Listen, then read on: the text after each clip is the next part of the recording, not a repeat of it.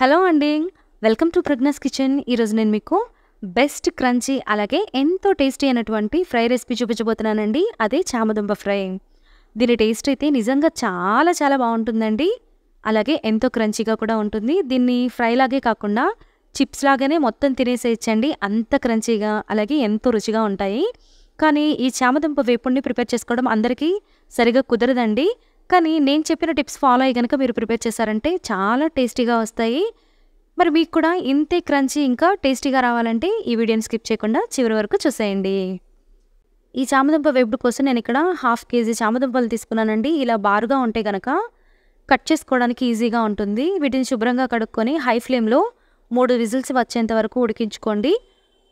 ఒక్కొక్క కుక్కర్ ఒక్కొక్కలాగా ఉడుకుతుందండి. కొన్ని 3 విజిల్స్, కొన్ని 5 విజిల్స్ వచ్చేంత వరకు ఉడకవు. కాబట్టి ఇవి మరీ మెత్తగా కాకుండా అలాగే మరీ గట్టిగా కాకుండా మీడియంగా ఉడికించుకుంటే సరిపోతుంది. చూసారు కదండి, చామదుంపలు అయితే చక్కగా ఉడికిపోయినాయి. ఇప్పుడు ఈ చామదుంపల మీద తోలంతా తీసుకొని ఇలాగ ఒక ప్లేట్లోకి తీసుకొని పక్కన పెట్టుకోండి. ఇప్పుడు వీటిని మరీ పల్చుగా కాకుండా అలాగే మరీ మందంగా కాకుండా కట్ చేసుకొని పెట్టుకోవాలండి. ముక్కలు అయితే కనుక మీకు ఈ విధంగా ఉంటే ఫ్రై అనేది పర్ఫెక్ట్గా వస్తుంది. మెయిన్ ఈ చామదుంప ఫ్రై క్రంచీగా రావాలంటే కనుక దుంప అనేది ఖచ్చితంగా మెత్తగా ఉడికి ఉండాలండి. అంటే మరీ పేస్ట్ అయిపోయేలాగా కాదు. ఇక్కడ నేను చూపిస్తున్నాను కదా, ఇంత మెత్తగా అయితే ఉడికి ఉండాలి. ఇప్పుడు స్టవ్ మీద ఒక పాన్ పెట్టుకొని డీప్ ఫ్రైకి సరిపడినంత ఆయిల్ వేసుకోవాలి. ఆయిల్ వేడైన తర్వాత కట్ చేసి పెట్టుకున్న చామదుంప ముక్కల్ని నేను ఇక్కడ సగం వేసుకున్నానండి. ఈ చామదుంపల ఫ్రైని హై ఫ్లేమ్లోనే పెట్టుకొని చేసుకోవాలండి. ఒక 2-3 నిమిషాలు హై ఫ్లేమ్లోనే పెట్టుకొని ఫ్రై చేసుకుంటే కనుక ముక్కలు ఈ విధంగా వేగుతాయి. ముక్కలు వేసిన వెంటనే అస్సలు కదపకూడదండి. ఎందుకంటే చామదుంపలు ఆల్రెడీ చాలా జిగురుగా ఉంటాయి, మెత్తగా ఉడికిపోయి ఉన్నాయి. కాబట్టి మీరు గరిట పెట్టారంటే కనుక ముద్దగా అయిపోతుంది. కాబట్టి వెంటనే తిప్పుకోకుండా ఒక 2-3 నిమిషాలు లైట్ గోల్డెన్ కలర్లోకి వచ్చినాక, అంటే కొంచెం కొంచెం పైకి తేలుతూ ఉంటాయండి. ఈ విధంగా ఇలా తేలుతున్నప్పుడు జస్ట్ లైట్గా ఈ విధంగా కలుపుకొని వదిలేసేయండి. దుంపలు ఫ్రై అయిపోతే కనుక పైకి తేలుతూ ఉంటాయండి. చూస్తున్నారు కదా, ఇక్కడ దుంపలన్నీ కూడా చక్కగా పైకి తేలుతూ ఉన్నాయి. అంటే ఇవి బాగా ఫ్రై అయిపోయినట్లు. ఇప్పుడు వీటన్నిటిని ఒక ఫిల్టర్లోకి తీసుకొని ప్లేట్లోకి తీసుకొని పక్కన పెట్టుకోవాలండి. అలాగే మిగిలిన దుంపల్ని కూడా ఈ ఆయిల్లోకి వేసుకొని చక్కగా గోల్డెన్ కలర్ వచ్చేంత వరకు బాగా ఫ్రై చేసుకోవాలి.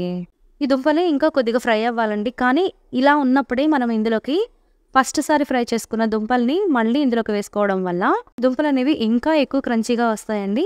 ఎక్కువసేపు అవసరం లేదండి. ఇలా వేసుకున్న ఒక 2-3 నిమిషాలు హై ఫ్లేమ్లోనే పెట్టుకొని వేయించుకున్నారంటే సరిపోతుంది. చూసారు కదండి, దుంపలు అయితే చక్కగా ఫ్రై అయిపోయినాయి. అలాగే ఎంతో క్రంచీగా ఉంటాయి, చాలా టేస్టీగా ఉంటాయండి. ఇక్కడ మీరు చూస్తున్నారు కదా ఎంత క్రంచీగా వచ్చినాయో. ఇలాగా ముక్కని తుంచారంటే కనుక మీకు అర్థమవుతుంది అవి ఎంత క్రంచీగా వచ్చాయనేవి.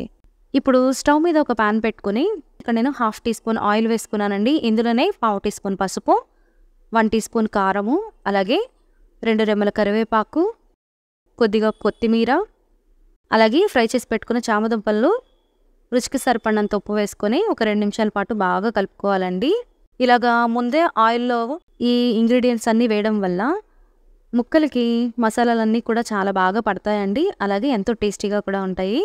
ఇలాగా ఒక 2-3 నిమిషాలు కలుపుకున్నారంటే సరిపోతుందండి. ఈ చామదుంప ఫ్రై పప్పు, రసం, సాంబార్లోకి సైడ్ డిష్గా చాలా బాగుంటుందండి. అదే వేడి వేడి అన్నంలో కలుపుకొని తిన్నారంటే కనుక ఒక్క ముద్ద కూడా వదలకుండా తింటారు. అంత బాగుంటుంది దీని టేస్ట్. సో డెఫినెట్గా మీరు కూడా ఒకసారి ట్రై చేసి ఎలా వచ్చిందో నాకు కమెంట్ పెట్టడం మర్చిపోకండి. మరి ఈ రెసిపీ కనుక మీకు నచ్చినట్లయితే ప్లీజ్ నా ఛానల్ని సబ్స్క్రైబ్ చేసుకొని పక్కనే ఉన్న బెల్ ఐకాన్ని క్లిక్ చేయండి. అలాగే ఒక్క లైక్ చేసి షేర్ చేయండి.